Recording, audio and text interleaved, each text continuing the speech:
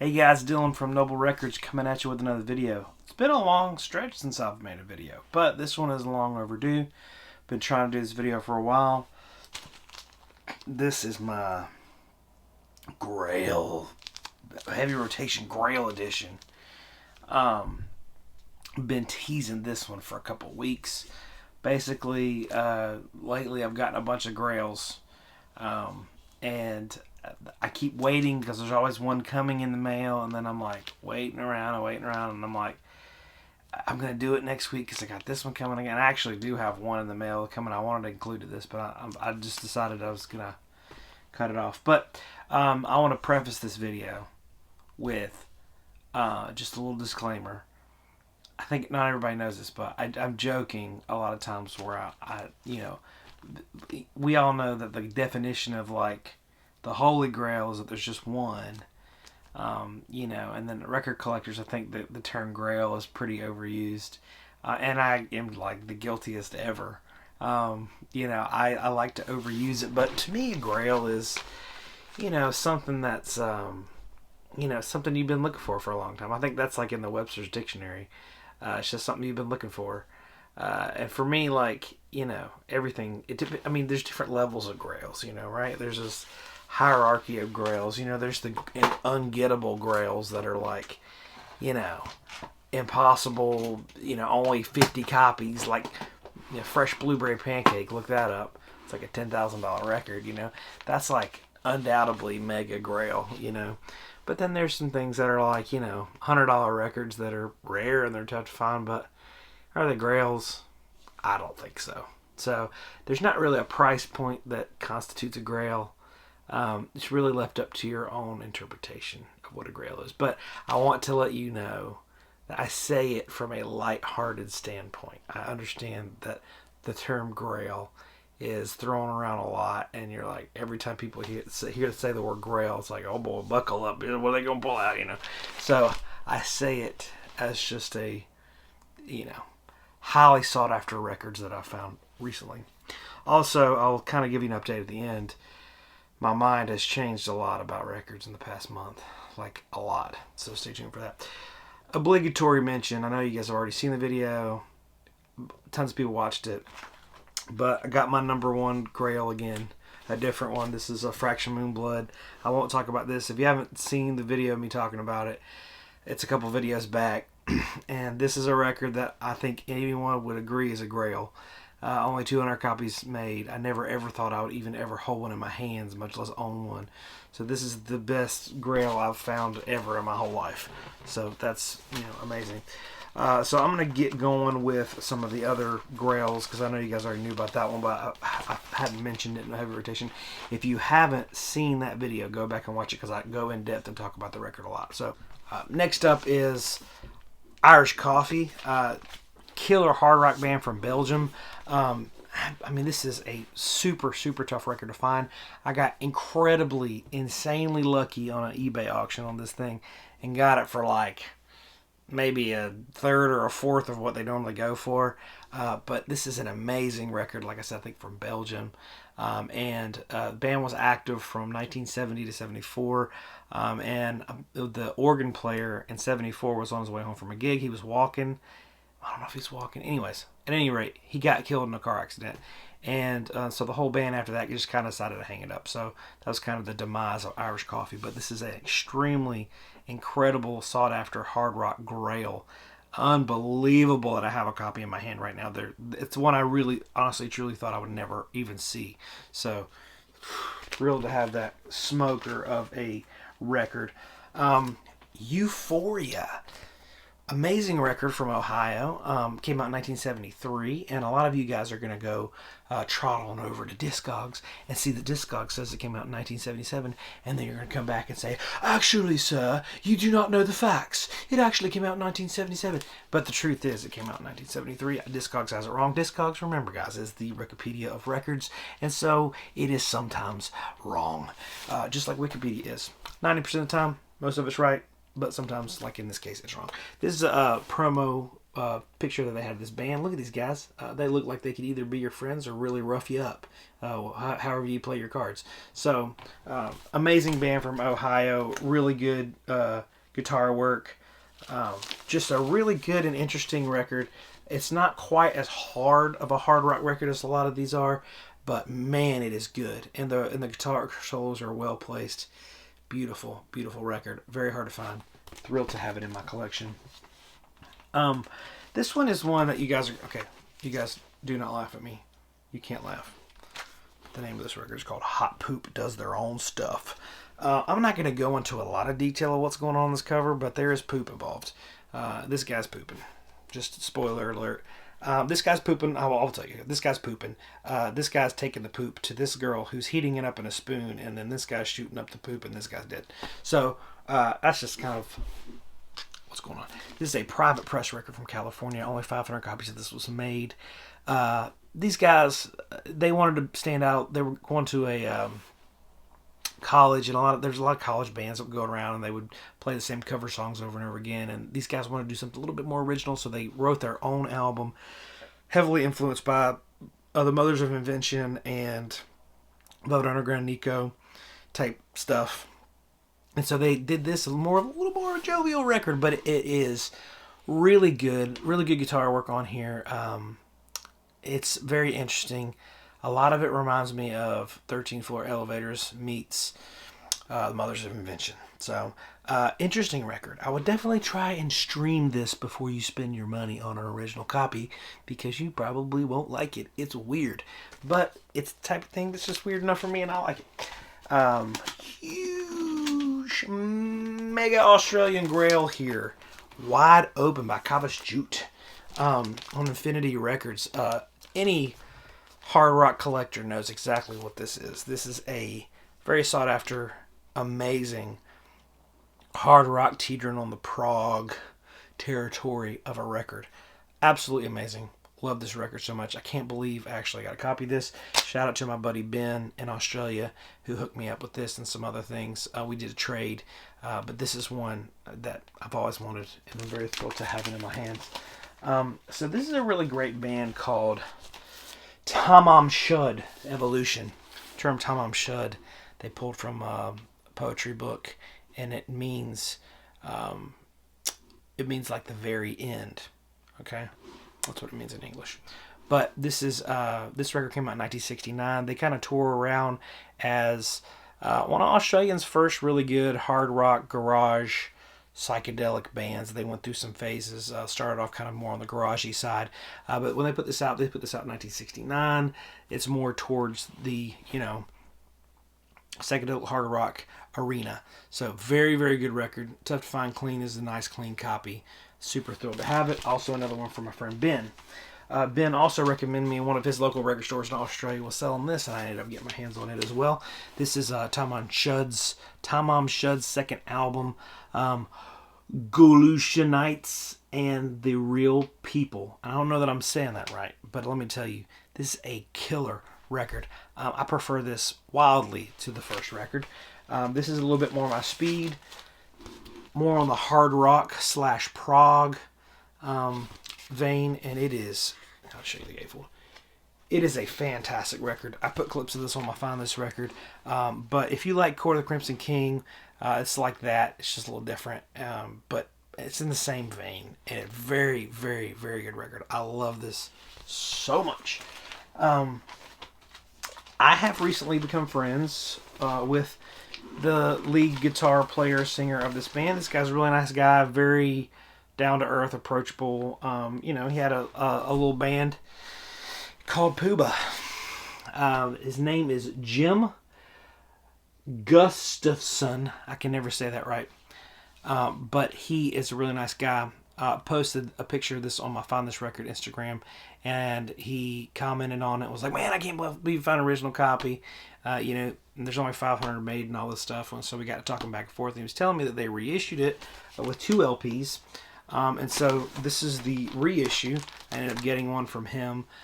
He sells them himself, and he'll package them up and all this stuff. But he autographed it and everything. But there's the first disc, and the second disc is like some extra stuff, some extra recordings and things like that. And then like he threw in all these different things like autographed pictures, like that. He did a little baggie of like stickers and like a stage use pick and all this stuff, like awesome stuff. And so I ended up, when I posted the original on my Find This Record, he was like, hey, if any of your friends want one, let me know. And I posted on it, and so a bunch of people bought it from him, so that's really great. But he's still trucking. Puba's still going, still touring and rocking people's freaking faces off. Really good hard rock stuff. Interesting tone. Just a really unique, awesome American hard rock psychedelic band. The cover really does it for me. Like the first time I saw this cover, I was like, I'm in. I want that record. I don't care what it sounds like, but the sound is just as good as the cover. I love it. So I ended up, unrelated, got this from somebody totally different, just happened to happen upon their other album, Puba Steamroller. This is a later album. I believe it came out in 77 or 78. But really cool. I got this near mint, super clean copy. Youngstown, Ohio, it says came out, but that's like an original like promo headshot type situation there. And then this is like another promotional kind of flyer that came with it as well. But really, really neat record. Very killer hard rock. A lot. I think this is heavier in a different way. It's more towards like late 70s hard rock, more as opposed to like early 70s hard rock. It's still in that vein. It has a really good cover of Led Zeppelin's Rock and Roll. It's like slower than Led Zeppelin's Rock and Roll, but some amazing guitar solos on this thing. This thing is off the hook.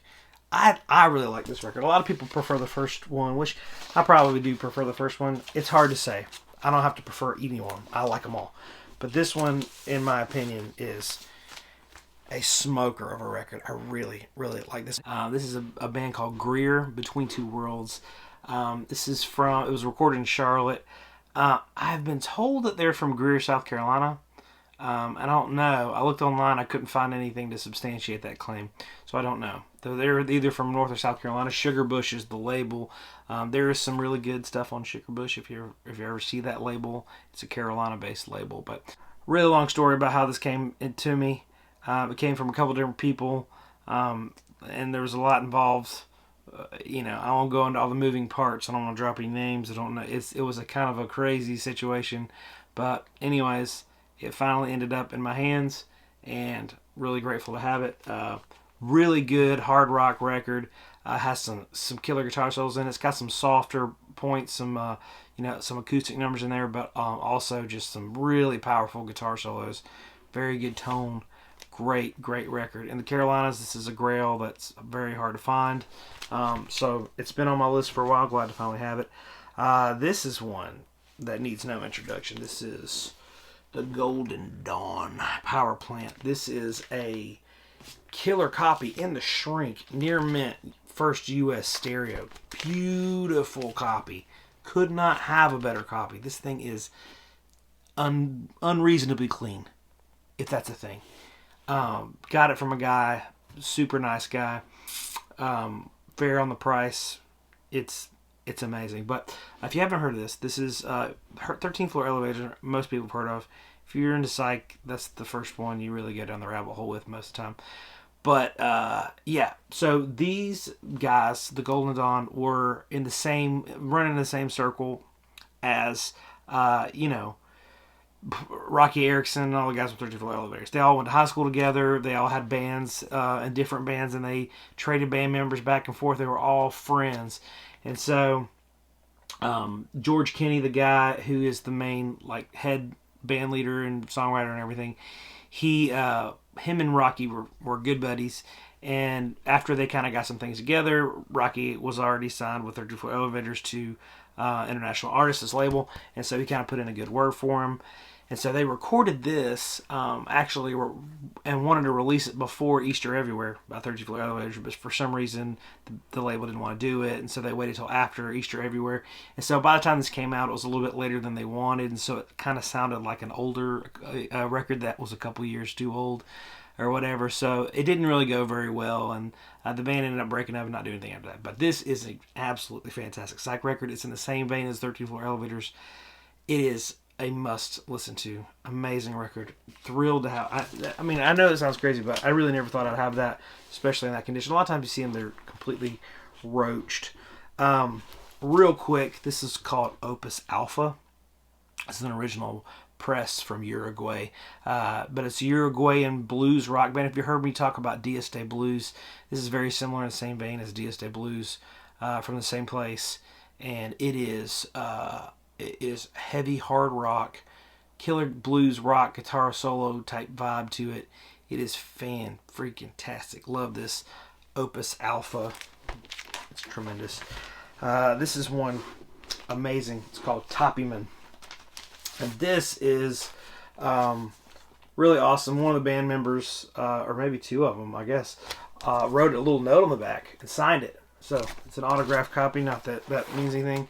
Autographs are really only worth a lot if it's like Bruce Springsteen or something. Somebody famous, But this adds the cool factor. But Topi Man is a band from Spain. Just killer Spanish hard rock. It's the hard rock vibe. Killer guitar solos, amazing stuff. But had to reissue this forever. Was happy with it. And then my buddy, Blue Raincoat Records on Instagram, he hooked me up with this copy. Okay, this is one I've been looking for forever. This is Earthen Vessel. This is called Life Everlasting. A lot of people call it hard rock because it says hard rock. But they're standing on some rocks, and they kind of added that in after the fact. But this is a Christian band from California.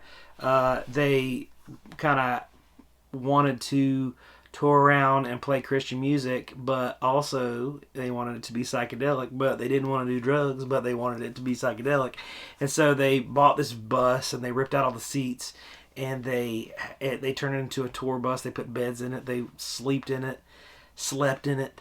But they went around and they started playing all these festivals and playing at these churches and Christian events and stuff. And they kind of ran into the problem that they were too hard and loud, psychedelic for churches. So a lot of times the churches would be like, yeah, turn it down or do it acoustic or whatever. And then a lot of the more hard rock festivals and stuff like that, they were a little bit on the Christian side. So they kind of didn't fit in anywhere and didn't really end up doing much other than this. But this is a really good, in the same vein as like that Christian hard rock psychedelic stuff that I love. This is one of the staples in that whole scene. So Earthen Vessel, Life Everlasting, amazing record. Killer stuff. Glad to have it. The Only Truth by Morley Gray. This is a fantastic record. Really hard to get.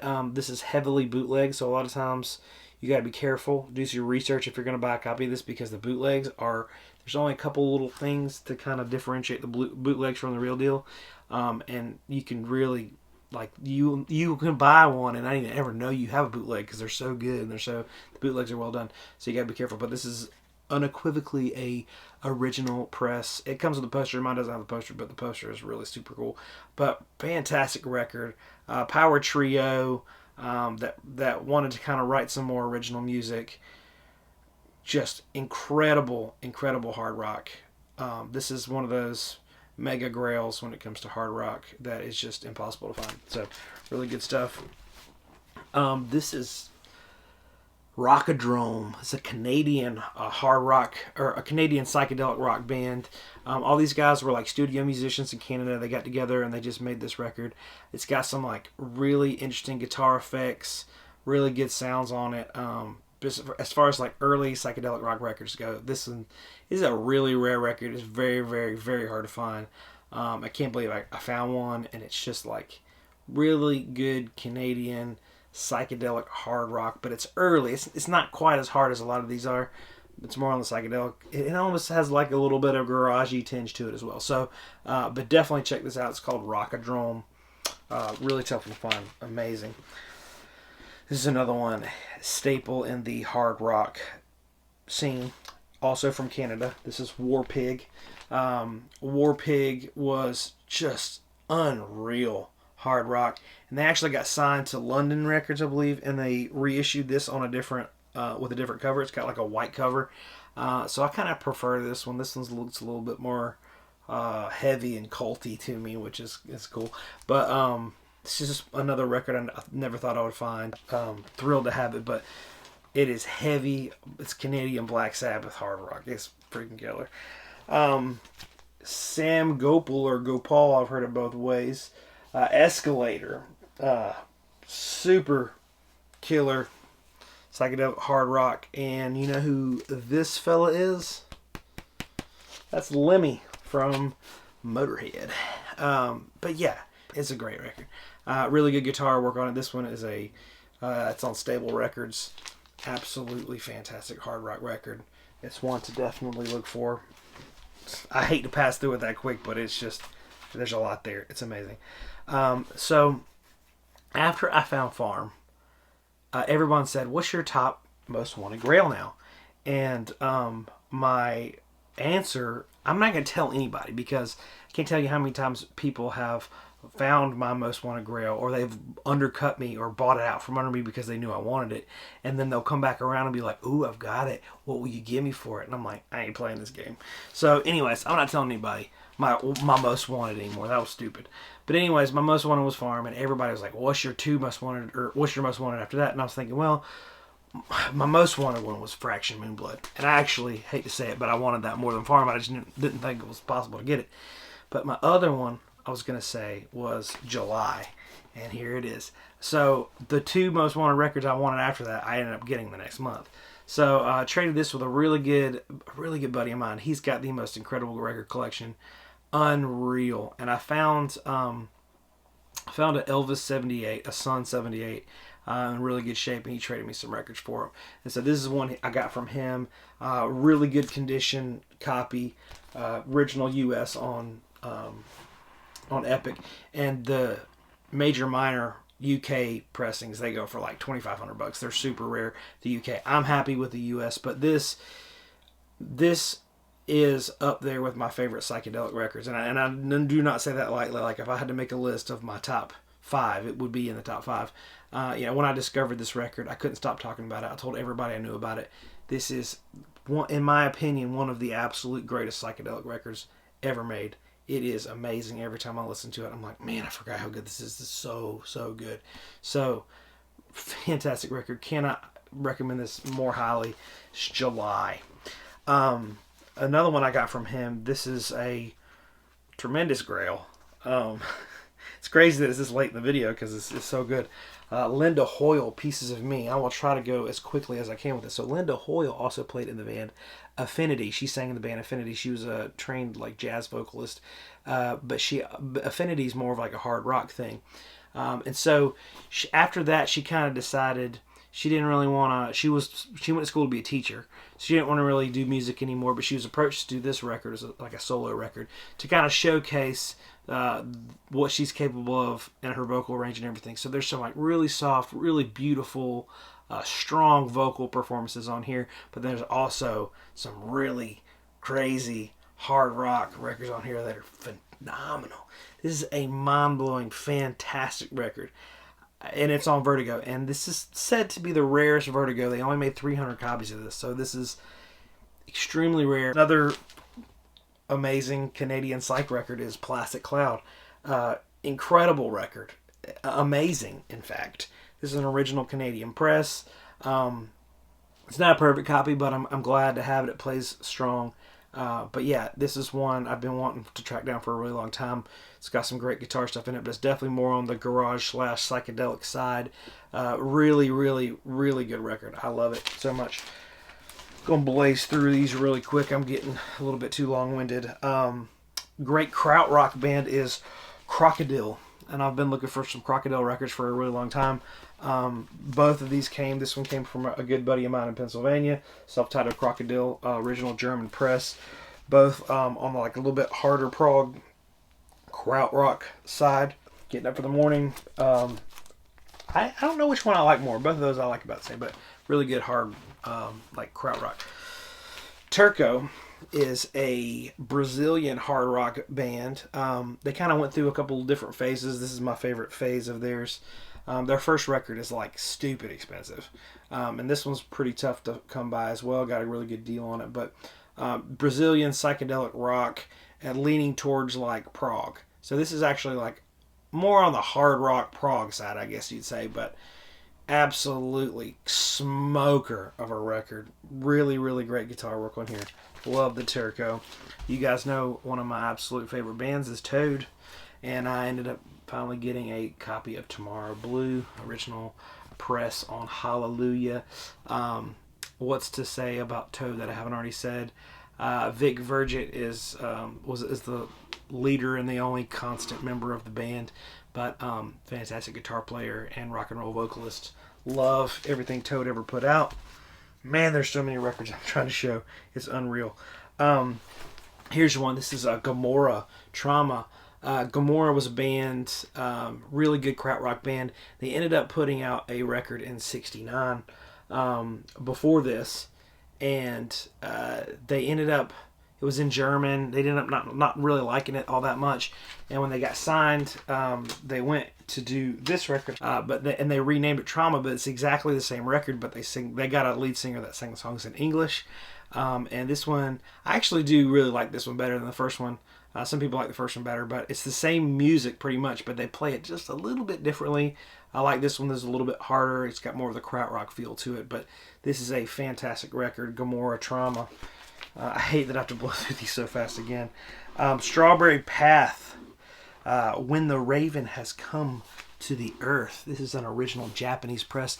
Strawberry Path is an incredible Japanese hard rock band along the same lines of Flower Traveling Band. Just absolutely incredible Japanese hard rock with some flaming guitar solos. Guys, I still have a lot of records to show. I still have this many. Jeez. This is another one I've talked about Rim before. This is Raymond Casas, Too Tough. Really good percussionist. Fantastic. This is a little bit like Afro beat disco. This is the good disco. So this is called Too Tough. Really tough record to find. Ended up getting a really smoking killer deal on this because it had an edge warp. Like, I got a crazy good deal on this because it had an edge warp and I didn't think I could get it out. It was one of those warps that I saw it and I was like, man, most of the record will play without skipping, but at the beginning, like the first minute, it was skipping. So I ended up trying some things with my flattener and ended up getting it right, and it works. It doesn't skip. It's great.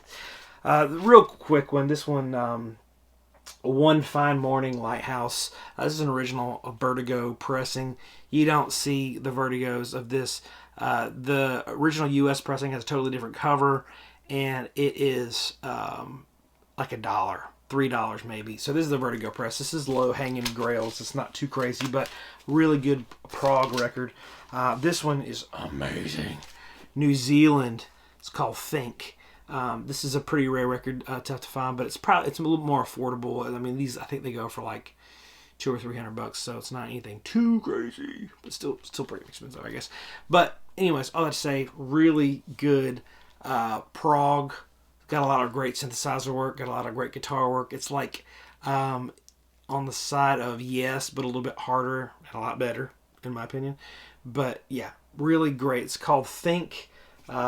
Will give you a buzz. So great record. Big shout out to my friend Chris. Chris, he on Instagram. His Instagram is. I'm going to show a picture of it right now. But his name's Chris, and he's a really, really good friend of mine. We talk about records all the time. And just to be a nice guy, he hauled off and bought me this. Townes Van Zandt, absolutely nothing. This is one of the only Townes Van Zandt records I still needed. This is Townes Van Zandt recording from 94, so he was a lot older. He died in 97, so, but still really, really good live performance of Townes Van Zandt. It's just one of those records. They put this out in 2002, so they're impossible to get. And this is an expensive record, kind of. He just bought an extra one and sent it to me just because he's such a nice person, just as a gift. This is one that's kind of crazy. I found this on eBay. This is a Led Zeppelin mono promo. This is a very rare and expensive record. Someone posted this on eBay for $75. Buy it now, because it had a huge orange like strip that they put on it from the radio station. So it's on the acoustic side and stuff, because I guess they just wanted them to play Immigrant Song on the radio, and that's it. So the whole B side, he said, it's unplayable, not possible to play, but the A side's like near mint. So I'm like, well, whatever, I'll buy it and think about it later. I mean, I didn't even think about it. I just like, buy it now, whatever. And got it in the mail, and the first side is amazing. It's a mono white label promo. I'll show you, man. It is a thing of beauty. So that is the A side. Look at that. Whew. And so he said he tried to get the gunk off, and it was unplayable. And I ended up like getting a lot of it off. So like it was a large orange smudge. So there's still some on there. So I'm still kind of working on it. That side, it skips a good bit. So if you have any tips, you guys know I'm a huge fan of Popo's Blues. It is great stuff. So that's the first one. I already had it. I was only missing a couple of Popo's Blues. So Popo's Blues already had it. Popo's Blues 2 already had it. Original Argentinian press. Popo's Blues 3 already had it. But I was missing 4. So I just got Popo's Blues 4. Thrilled to have it. Really nice copy. I was also missing 5. Just got Popo's Blues 5. Really nice. They're all original Argentinian presses. Already had Popo's Blues 6. Already had Popo's Blues 7. So now I have the first 7. There's one more Popo's Blues. It's not quite as good. It came out in the 80s. And I'm happy with calling this a complete Popo's Blues original Argentinian press set. Oh, I did it. So a couple upgrade copies for me. This is Andromeda, original UK press. Unreal guitar record. Fantastic stuff. Cannot say enough good things about that. Fantastic record. And this is an upgrade. This is a record I never thought I would ever even see. It's Randy Holden Population 2. I have found 3 of these this year. 3 original pressings. So the story is there's only 88 original pressings. That cannot possibly be true, because I have found 3 this year. And another find for my friend Frank. This one has a lot less ring wear, and I'm telling you, I know you can't really tell over the television, but this thing is minty. Look at that. Minty. And for it to be one of my favorite records, to get a copy this clean is quite a feat. So, I've already run longer than I wanted to. So many Grails. Can't believe, now that I'm going through them, I think I might have a problem. So, I'm not going to talk about in this video. I'm going to talk about it in another video, but I've kind of really cooled off with the whole Grail thing. I've not bought any Grails in a while. Like a few weeks, which seems like an eternity to me, but I've just kind of waited for all these to come in the mail and then decided to do this video on it. So anyways, thank y'all so much for watching this video. If you liked it, hit the subscribe button. You guys know the deal. It helps me out when you like, comment, subscribe, all that stuff. Love to hear from you guys. So thank y'all so much for watching. We'll see you next time.